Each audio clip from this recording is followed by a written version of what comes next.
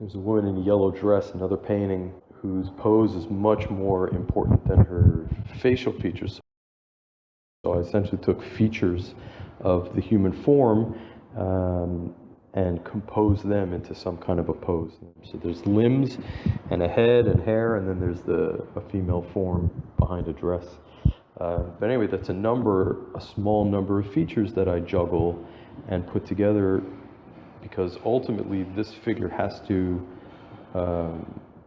conform to the rectangle, and the rectangle is the game that I'm playing. I'm playing colors in a rectangle.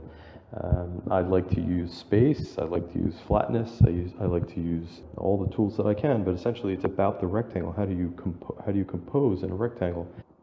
If I had to talk more about the everyday scenes of it, the insides being on the outside, essentially this woman in a dress's pose is impossible, as are the women in nature. There's an impossibility involved in their construction, and that impossibility is maybe what's on the inside. It's certainly what's on my inside as a painter. I want to make things that are somewhat impossible look possible, because that's the power that I have. That's my poetic license. So if I didn't have that, I would just be a copier. So it's important for me to develop ideas and to develop compositions, essentially.